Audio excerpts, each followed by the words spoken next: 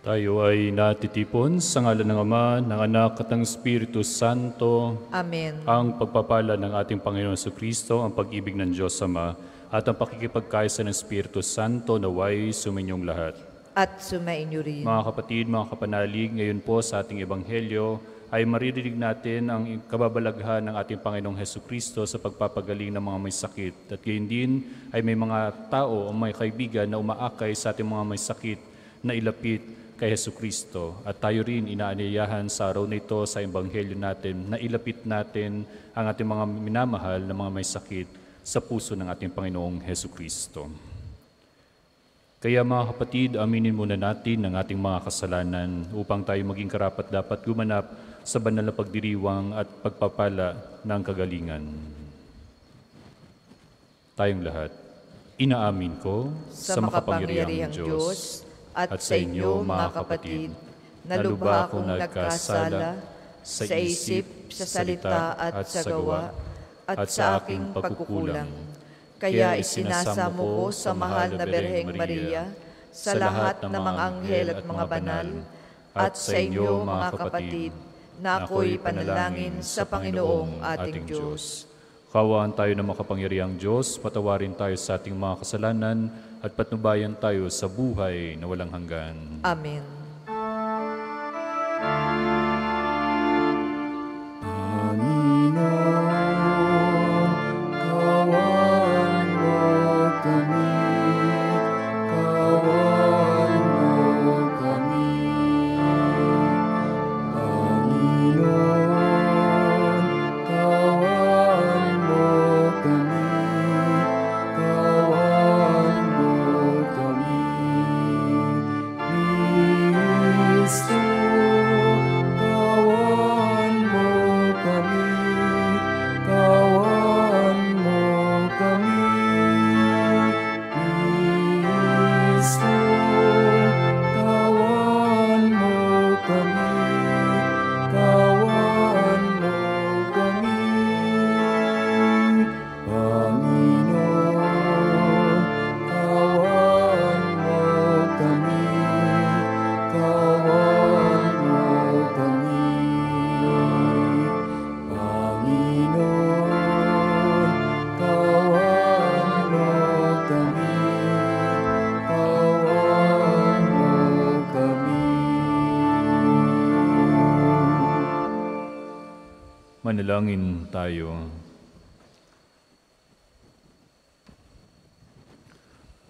Ama naming makapangyarihan, kaming iyong mga kinupkop ay niloob mong maging mga anak sa liwanag mong kaloob. Huwag mong ipahintulot na sa katiwalian kami ay masangkot. Panatilihin mo kaming nagliliwanag sa iyong katapatang lubos na sumisikat. Sa pamamagitan ng Jesucristo, kasama ng Espiritu Santo, magpasawalang hanggan. Amen. Ang salita ng Diyos mula sa aklat ni Propeta Amos. Noong mga araw na iyon, si Amasiyas, ang saserdote sa Betel, ay nagsumbong kay Haring Jeroboam ng Israel. May binabalak laban sa inyo ang propetang si Amos, aniya. Dahil sa kasasalita niya ay nagugulo ang bayan, sinasabi niyang kayo mamamatay sa digmaan at dadalhing bihag sa ibang lupain ang mga taga-Israel. Pagkatapos, hinarap ni Amasiyas si Amos, bulaan kang propeta, magbalik ka na sa Huda, doon ka maghanap buhay sa pamamagitan ng iyong panguhula. Huwag ka na manghuhula rito sa Betel. Narito ang pambansang templo at dito sumasamba ang hari. Sumagot si Amos, hindi ako propeta, hindi ko ito hanap buhay. Ako'y pastol at nag-aalaga rin ng mga punong igos. Ngunit inaalis ako ng Panginoon sa gawaing iyon at inutusang magsalita para sa Kanya sa mga taga-Israel. Kaya pakinggan mo ang sinasabi ng Panginoon. Pinatitigil mo akong manghuhula laban sa Israel at mga inapo ni Isaac, dahil diyan Amasiyas. Ito naman ang ipinasasabi sa iyo ng Panginoon.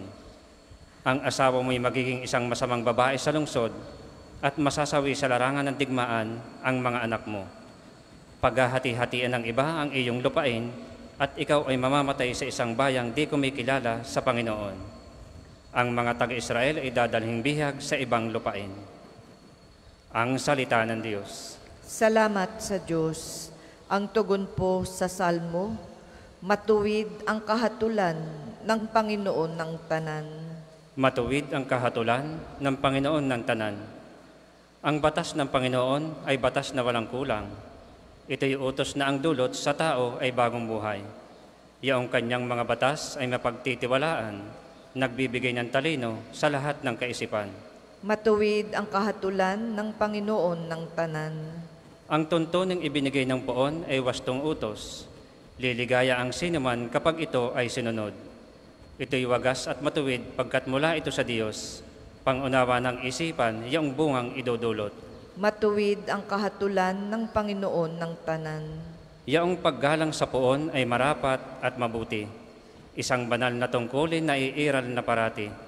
Pati mga haton ay matuwid na kahatulan. Kapag siya ang humatol, ang pasya ay pantay-pantay. Matuwid ang kahatulan ng Panginoon ng tanan. Ito'y higit pa sa ginto, maraming nagnanais. Higit pa sa gintong lantay na ang hangad ay makamit. Matamis pa kaysa sa pulot na sakdal tamis. Kahit anong pulot ito, nadalisay at malinis. Matuwid ang kahatulan ng Panginoon ng tanan. Magsitayo po ang lahat.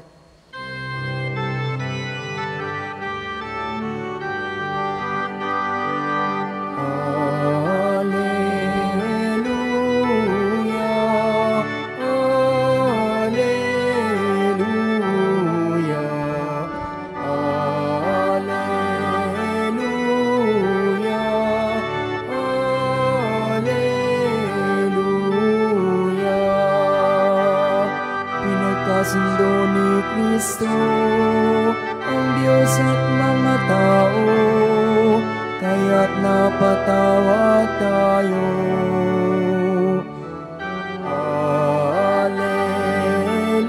Alleluia, Alleluia,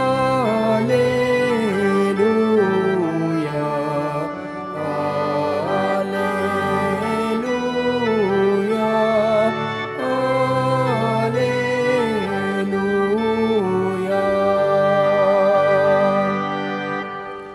Sumainyo ang Panginoon. At sumainyo rin. Ang pagpapahayag ng mabuting balita ng Panginoon ayon kay San Mateo. Papuri sa iyo, Panginoon. Noong panong iyon, sumakay si Jesus sa bangka, tumawid sa kabilang ibayo at tumuloy sa sariling bayan. Pagdating niya roon, dinala sa kanya ng ilang katao ang isang paralitikong nakaratay sa kanyang higaan. Nang makita ni Jesus kung gaano kalaki ang kanilang pananalig, sinabi niya sa paralitiko, "Anak, lakasan mo ang iyong loob. Pinatatawad ka na sa iyong mga kasalanan." Isinaloob ng ilang iskribang naroon, nilalapastangan ng taong ito ang Diyos. Ngunit batid ni Jesus ang kanilang iniisip, kaya't sinabi niya, "Bakit kayo nag-iisip ng ganyan? Alin ba ang mas madali? Ang sabihing ipinapatawad na ang mga kasalanan mo o sabihing tumindig ka at lumakad? Patutunayan ko sa inyo na dito sa lupa, ang anak ng tao'y may kapangyarihang magpatawad ng mga kasalanan." At sinabi niya sa paralitiko, "Tumindig ka, dalhin mo ang iyong higaan at umuwi ka." Tumindig nga ang lalaki at umuwi. Nang makita ito ng mga tao, sila'y natakot at nagpuri sa Diyos na nagbigay ng ganitong kapangyarihan sa mga tao. Mga kapatid, mga kapanalig, ang mabuting balita ng Panginoon. Pinupuri ka namin, Panginoong Hesukristo. Ang sabi nga daw nila ngayon, di ba, sa mga Facebook memes, pag-inggit, pikit. Pero hindi, di ba? Kailangan mapawi ang inggit sa ating puso dahil hindi ito karapat-dapat sa paghahari ng ating Panginoon Diyos. Sa ngayon ay ating napakinggan sa ating ebanghelyo ngayon ang dalawang mukha ng pagtanggap at gayon din ang pag-inggit din sa ating Panginoong Hesukristo. Yung una ay doon yung mga sumusunod kay Jesus, na kung saan ay dinala ang paralitiko doon kay Jesus. Gayon din dapat tayo magkaroon ng pag-uugali na kapag tayo ay mayroong mga kamag-anak at gayon din mas lalo ng mga kakilala na may mga sakit, no? At gayon din kung malubha man din to mas lalo na. Bisitahin natin sila mas lalong-lalo na at gayon din tulungan natin silang mapalapit palalo kay Jesus. Kasi kadalasan kapag tayo ay may sakit, di ba, ay tayo ay nilalayuan. Kapag tayo ay may sakit, ay pinanghihinaan tayo at isinisisi pa nga sa atin sa Diyos kung bakit tayo nagkasakit. We should be also thankful for that because naaalala natin ng Diyos. Naaalala din tayo ng Diyos dahil diyan sa binigay sa ating pagpapala ng sakit. Because this is a testing of our hearts, ng ating puso, na tayo ay mapasa Kanyang muli. No? So yan. At gayon din, dapat may mga nakapaligid din tayo na mga kaibigan o mga minamahal sa buhay na tayo ay ilalapit din sa ating Panginoong Jesus. And we should be always have that hearts na tayo ay maging sensitive sa pangangailangan ng ating mga may minamahal sa buhay na mga may sakit. No? Mas lalo na ang mga nurse, ang mga caregivers, mga doktor, na sila ay maging pasensyoso at mas lalo na magkaroon ng sapat ng kalakasan para sa kanilang pagbibigay halaga doon sa mga may sakit nating kapatid. No? Kasi minsan ako naranasan ko na rin po magbantay ng mga may sakit. Ang nanay ko po ay halos wala nang laman loob, no? Kasi nagtabso na, tinanggalan pa ng large intestine, yung mga ganyan, no? So nakakolostomy bag na, so tinanggalan na ng abdo, yung mga ganyan. Sabi ko, para ka ng si Robocop, para ka ng cyborg ma. Sabi kong ganon, pero at least kinaya mo dahil may mga taong nakapaligid sa iyo, may nagdarasal para sa iyo, no? And we should be always like that, no? Na tayo ay madasalin mas lalo na sa mga nangangailangan ng ating pagdarasal sa kanila. In another facet, another phase of this is yung mga skriba. At alam naman natin yung mga skriba, yun yung mga umuusig kay Jesus. Sila nga yung naiinggit kay Jesus because gawain kasi nila yan eh. Gawain nila na tumulong doon sa mga may sakit because they have the authority also. Meron silang mga matataas sa posisyon sa panahon ni Jesus para tumulong doon. Kaya sa atin dito, yung may mga pinagpala ng treasure, mga pinagpala ng kayamanan, ibahagi po ninyo sa inyong kapwang nangangailangan. Ibahagi po nyo yan sa mga taong nangangailangan ng kagalingan. You should be always a channel or instrument ng pagpapadaloy ng pagpapala na yan. Katulad ng ginawa ni Inang Maria, hindi niya sinarili si Jesus. Hindi niya inangkina, anak ko to. Hindi. Sinabi niya, anak ito ng Diyos at ito ang magliligtas at magpapagaling sa kasalanan ng sanlibutan. And we should do always like that.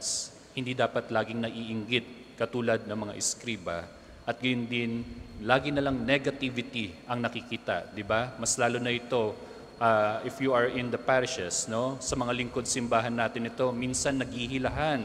Pag nagpapalitan na, pag nagre-reshuffle na po ng mga pariyan, kadalasan ay kanya-kanyang laglagan yan. We have this crab mentality na ba hinihila yung mga nandoon sa taas because they wanted to go on that particular top, doon palagi sa taas. Bakit lagi bang pinag-aawayan ng second floor? Bakit bang pinag-aawayan palagi ang third floor? No? Ayaw doon sa first floor, no? Yung mga ganyan. Because itong mga tao na itong naiinggit na ito ay yung mga hindi marunong magpakumbaba. That's why they're questioning Jesus in the part na bakit ka nagpapatawad? Bakit ka ginagawa rin ng pagpapatawad ang nagkasakit na ito, no? Dahil ang mga ganoon, ang mapagmataas na tao ay hindi marunong tumingin sa pagpapatawad, no? They don't know how to understand. Hindi marunong silang umunawa, umintindi sa bawat ng isang sitwasyon ng tao. Kaya kailangan meron tayong mapagkumbabang puso. Kaya ang Diyos ay mapagpatawad, ang Diyos ay mahabagin dahil may puso siyang mapagkumbaba at lagi tayong tinitignan. No? At yun, sa pagiging mapagmahabagin at yun din mapagpatawad ng ating Panginoon Diyos, nakakamtan natin ang pagpapagaling dahil kapag tayo ay lumuluhog din sa Kanya at humingi ng pagpapatawad, nagiging kalugod-lugod para sa ating Panginoong Diyos na tayo ay bigyan ng karampatan at tapat na pagpapala dahil tayo ay nagiging mapagkumbaba ang ating puso.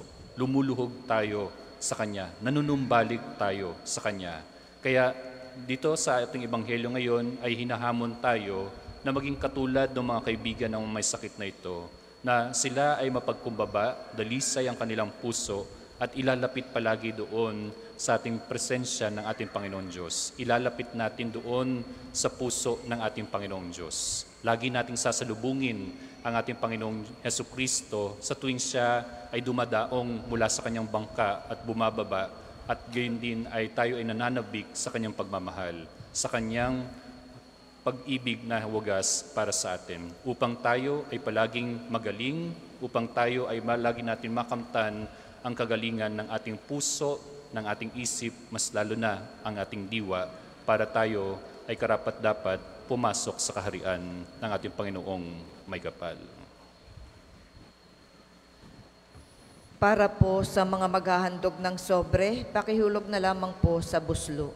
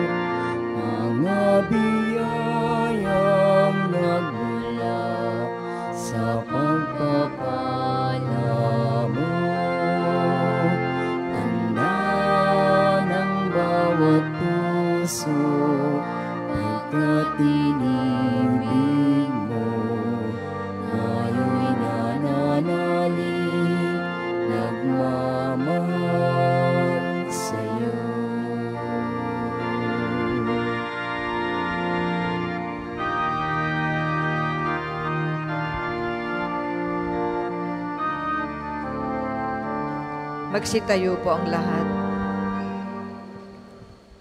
Manalangin kayo mga kapatid upang paghahain natin ay kalugdan ng Diyos amang makapangyarihan. Tanggapin nawa ng Panginoon tong paghahain sa iyong mga kamay, sa kapurihan niya at karangalan, sa ating kapakinabangan at sa buong sambayanan niyang banal. Ama naming lumikha, kami iyong pinapagindapat gumanap sa pagdiriwang ng paghahain ng iyong pagliligtas. Ipagkaloob mo ang aming paglilingkod sa iyo ay gawing kalugod-lugod ng mga alay na ito. Sa pamamagitan ni Jesucristo, kasama ng Espiritu Santo, magpasawalang hanggan. Amen. Sumainyo ang Panginoon. At sumainyo rin. Itaas sa Diyos ang inyong puso at diwa. Tinaas na namin sa Panginoon. Pasalamatan natin ang Panginoong ating Diyos. Marapat na siya ay pasalamatan. Ama naming makapangyarihan, tunay ngang marapat na ikaw ay aming pasalamatan sa pamamagitan ni Jesucristo na aming Panginoon. Lubhang nabagbag ang kanyang loob sa pagkakamali ng tao sa sansinukob, kaya't minabuti niyang siya'y ipanganak ng birhen bukod mong pinagpala sa babaeng lahat. Sa labi ng ibing kamatayan, kami ay inagaw ng namatay mong anak. Sa pagkabuhay niya, kaming kanyang binuhay upang kaugnay namin sa iyo'y huwag magwakas. Kaya kaysa ng mga anghel na nagsisiawit ng papuri sa iyo nang walang humpay sa kalangitan, kami nabubunyi sa iyong kadakilaan.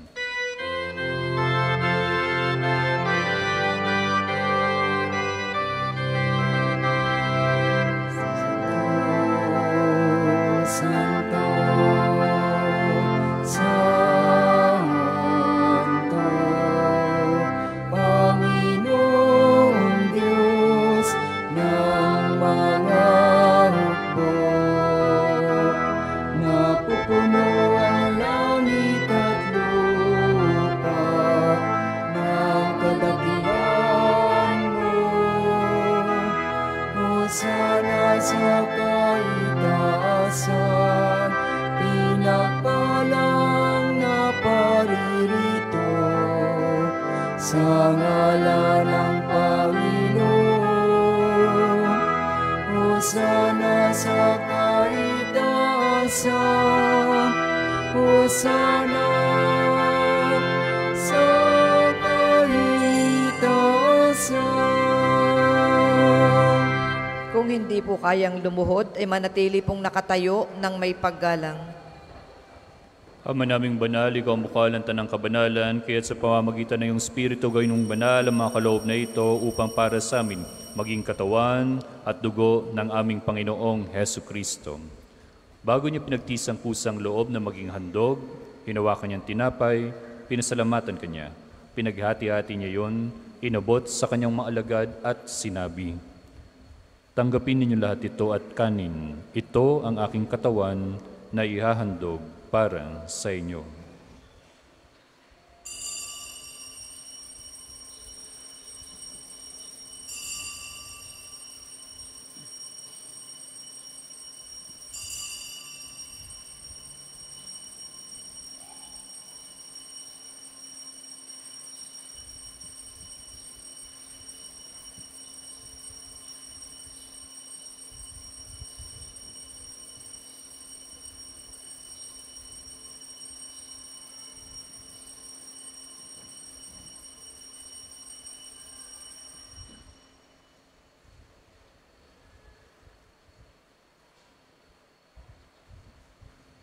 Gayun din nang matapos ang hapunan, hinawakan niya ang kalis, muli kanyang pinasalamatan. Inabot niya ang kalis sa kanyang mga lagad at sinabi, "Tanggapin ninyo lahat ito at inumin. Ito ang kalis ng aking dugo, ng bago at walang hanggang tipan. Ang aking dugo na ibubuhos para sa inyo at para sa lahat sa ikapagpapatawad ng mga kasalanan. Gawin ninyo ito sa pag-alaala sa akin."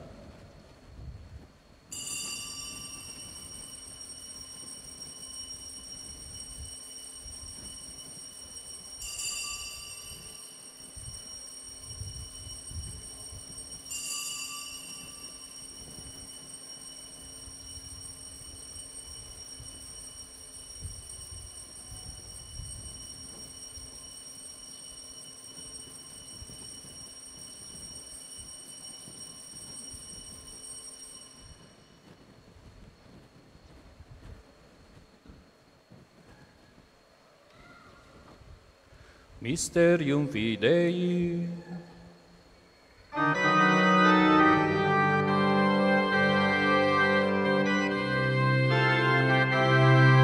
Si Kristo ay namatay, si Kristo ay nabuhay, si Kristo ay babalik sa wakas ng panahon. Ama, ginagawa namin ngayon ang pag-alala sa pagkamatay at muling pagkabuhay ng iyong anak. Kaya tinaalay namin sa iyo ang tinapay na nagbibigay buhay at ang kalis na nagkakalob ng kaligtasan. Kami nagpapasalamat dahil kami iyong minarapat na tumayo sa harap mo para maglingkod sa iyo. Isinasamo namin kami magsalo-salo sa katawan at dugo ni Kristo ay mabuklod sa pagkakaisa sa pamamagitan ng Espiritu Santo. Ama, lingapin mo yung simbahang laganap sa buong daigdig. Puspusin mo kami sa pag-ibig, kaysa ni Francisco naming Santo Papa, ni Gilbert naming Obispo at ng Tanang Kaparian, mga reliyoso at reliyosa at ang aming lingkod simbahan. Alalahanin mo rin ang mga kapatid naming nahimlay na may pag-asang sila'y muling mabubuhay. Gayon din lahat ng mga pumanaw, kaawaan mo sila at patuloyin sa iyong kalinawagan. Kaawaan mo at panggidapatin kaming lahat na makasalo sa iyong buhay na walang wakas. Kaysa ng mahal na Birheng Maria, na ng Diyos, ang bulaklak at reyna ng Carmelo. Kaysa ng kanyang kabiyak ng puso na si San Jose. Kaysa ng mga apostol ni San Padre Pio at lahat ng mga banal na namuhay dito sa daigdig ng kalugod-lugod sa iyo, may pagdiwang nawa namin ang pagpupuri sa ikararangal mo sa pamamagitan ng iyong anak na aming Panginoong Heso Kristo.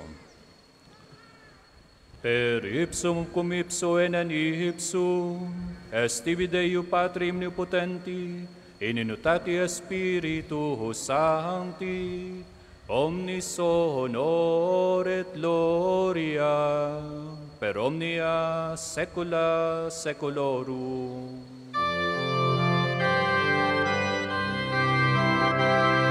Amen, amen, amen.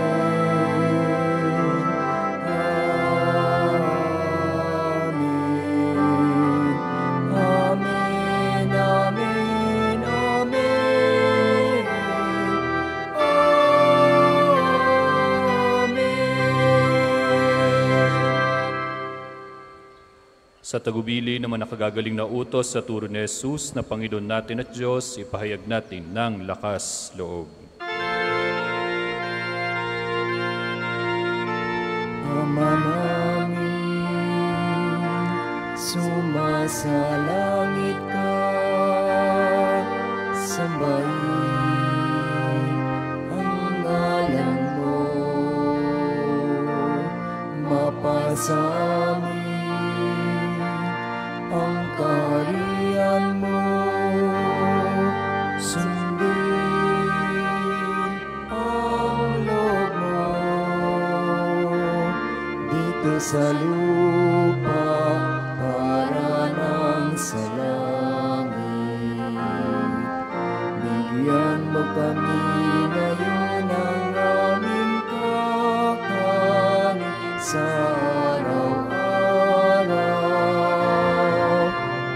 at patawarin mo kami sa aming mga sala para ng pagpapatawad namin sa nakakasala sa amin, at huwag mo kaming ipahintulot sa tukso, at iadya mo kami sa lahat ng masama. Hiniling namin kami adya sa lahat ng masama, pagkalooban ng kapayapaan araw-araw, iligtas sa kasalanan at ilayo sa lahat ng kapahamakan, samantalang aming pinananabikan ang dakilang araw ng pagpapahayag ng tagapagtas naming si Jesu Kristo. Sapagkat iyo ang kaharian at ang kapangyarihan at ang kapurihan magpakailanman. Amen. Panginoong Jesu Kristo, sinabi mo sa mga apostol, kapayapaan ang iniiwan ko sa inyo, ang aking kapayapaan ang binibigay ko sa inyo. Tunghayan mo ang aming pananampalataya at huwag ang aming paulit-ulit na pagkakasala. Pagkalooban mo kami ng kapayapaan at pagkakaisa, ayon sa iyong kalooban, kasama ng Espiritu Santo, magpasawalang hanggan. Amen. Ang kapayapaan ng Panginoon ay laging sumainyo. At sumainyo rin. Nang may kababaang loob, magbigayan tayo ng tanda ng pagmamalasakit, paglingap at kapayapaan sa bawat isa. Peace be with you.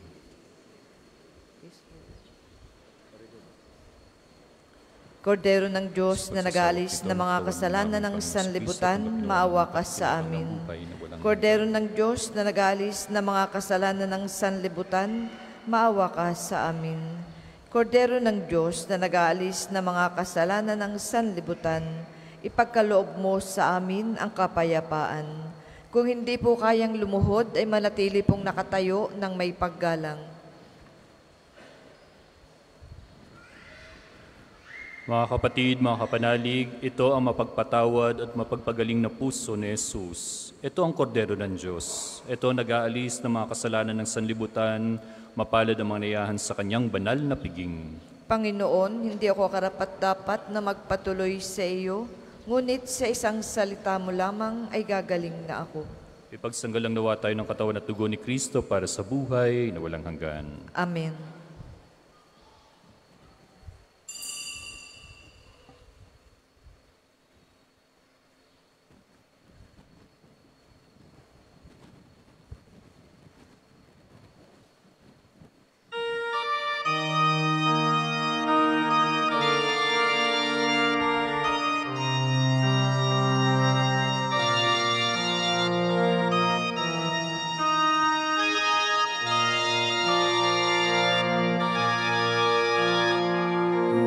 Jesus,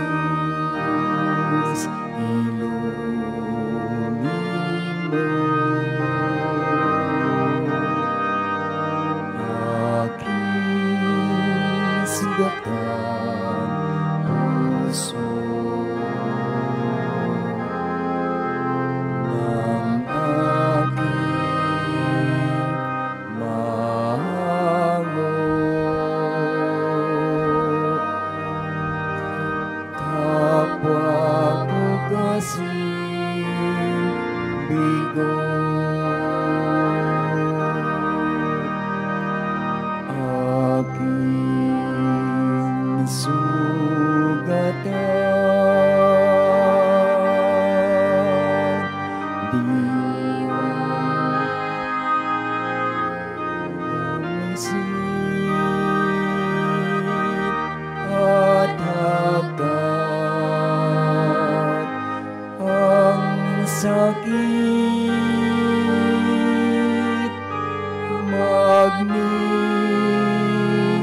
isang rikit. O Jesus, ilumin mo aking sugatang puso ng aking mago. Kapwa ko kasing bigo.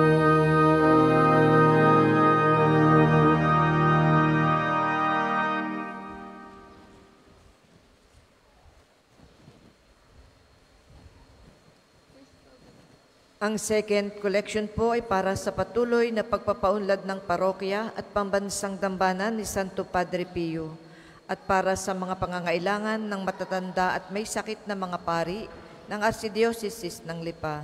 Salamat po sa inyong handog.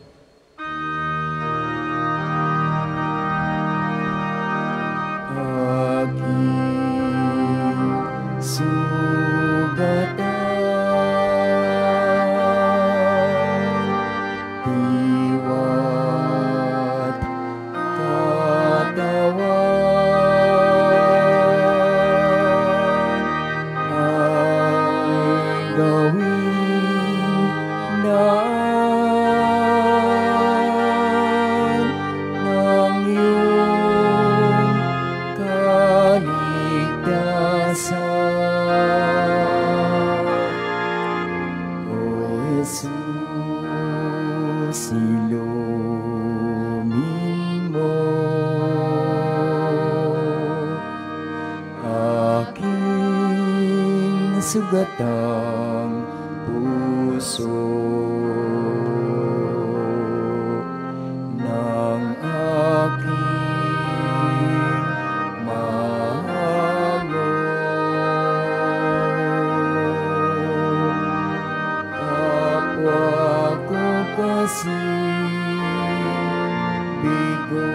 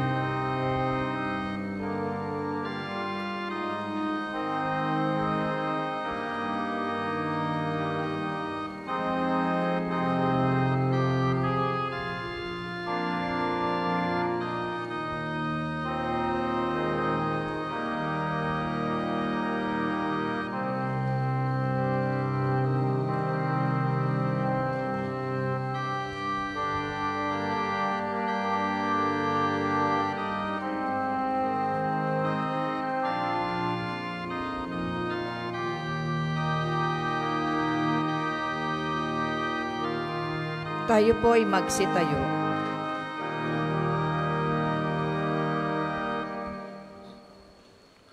Manalangin tayo.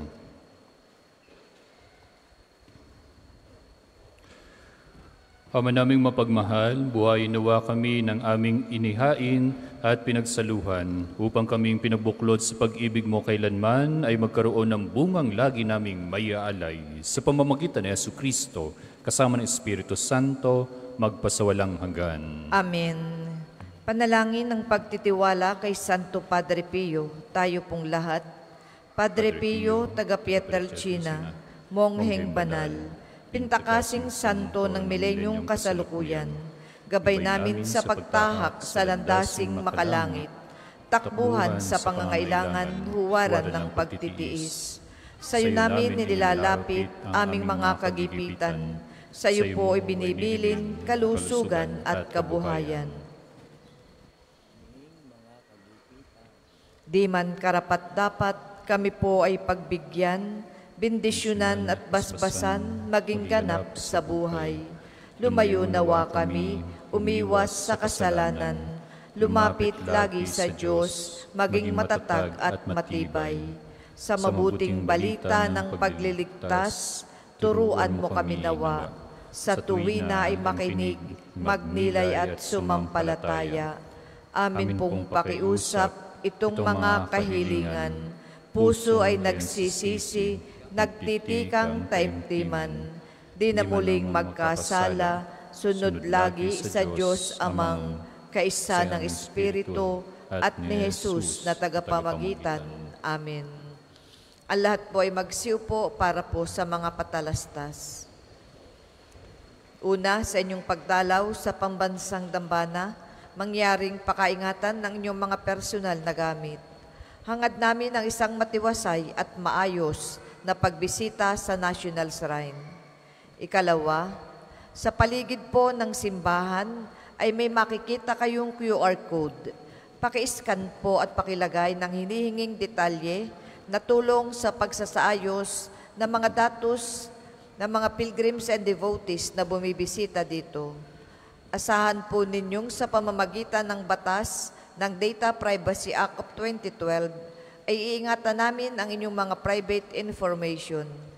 Ang inyong suporta ay malaking tulong sa pagtatagumpay ng proyektong ito.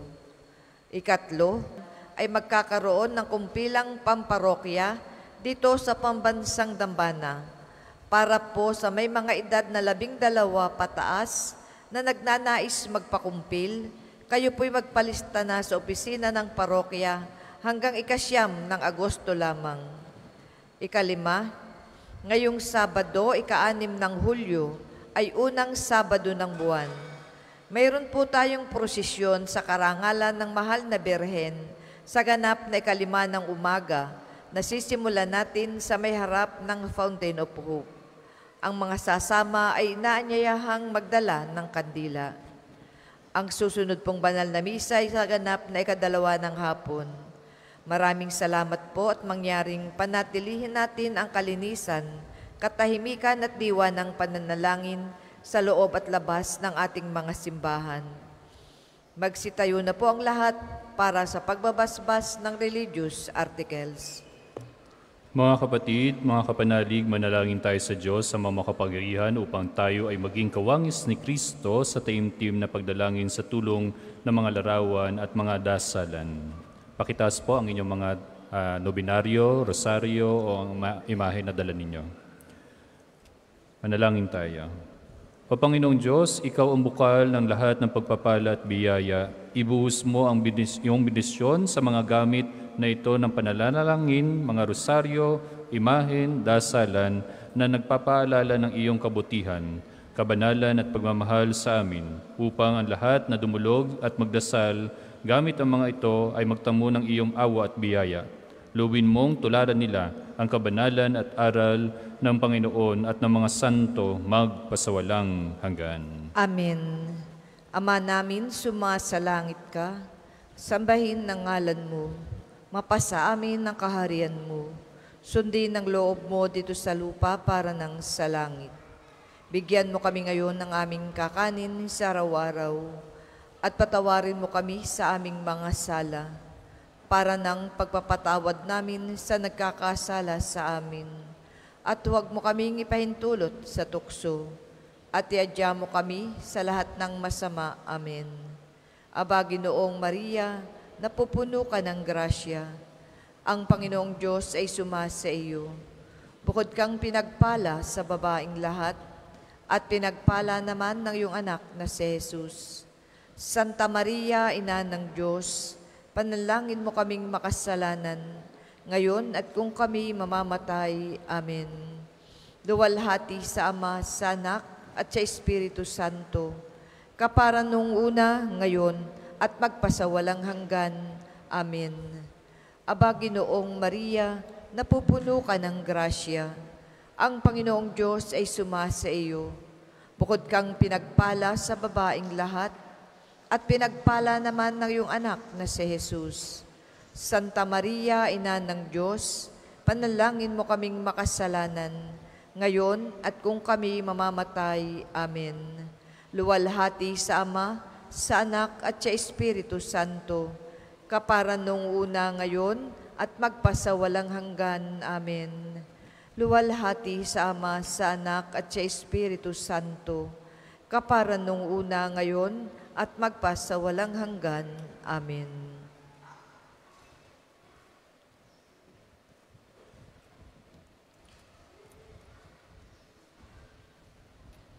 At kung nais rin niyo pong patuloy ko po kayong may pagdasal, you can catch me in social media accounts, in Facebook.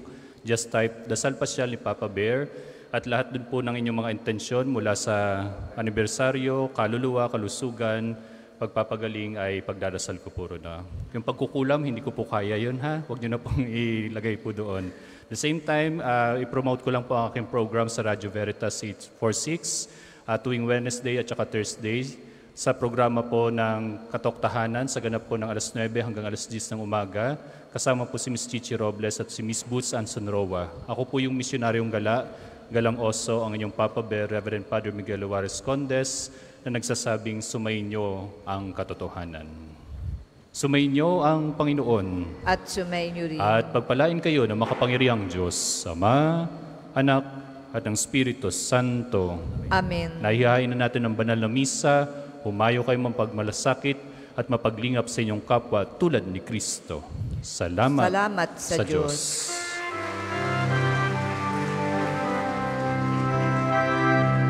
Mayo